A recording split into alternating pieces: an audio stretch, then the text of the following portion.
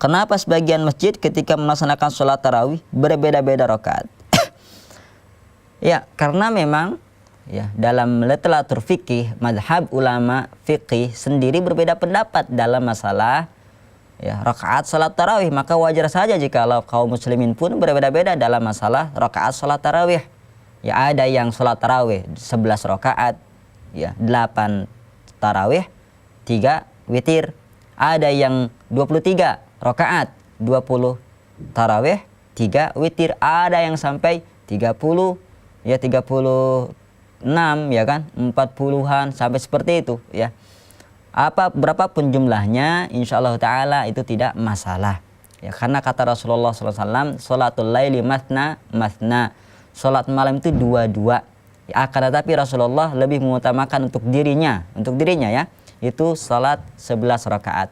Dalam hadis Aisyah radhiyallahu anha mengatakan, kana Rasulullah la yazid fi Ramadan wala fi ghairihi ya akthar min 11 rakaatan. Rasulullah tidak lebih, ya, tidak melewati 11 rakaat kalau sholat malam, baik di rakaat di bulan Ramadan maupun di bulan Ramadan. Akan tetapi kualitas sholat Rasulullah itu bagus, ya, walaupun 11 rakaat kayak 23 rakaat, ya kan, lama, ya. Dan ini adalah praktek para sahabat dulu, ya, para sahabat dulu. Adapun dari pada zaman Umar bin Khattab ada 2 riwayat, ada yang mengatakan 11 rakaat, ada yang mengatakan 23 rakaat, ya. Yang terpenting bacaan mereka panjang-panjang sampai para sahabat itu mereka selesai sholat tarawihnya ketika hendak terbit fajar, ketika waktu sahur.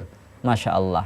Adapun kita 11 rakaat tetap sama aja dengan 23 rakaat. Seharusnya panjangkan. Yang 23 jangan kayak patok ayam juga, jangan cepat-cepat juga, ya, diperpanjang juga lah.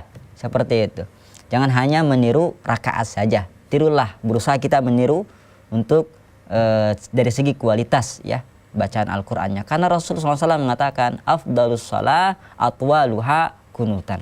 Sebaik-baik sholat adalah yang paling lama berdirinya.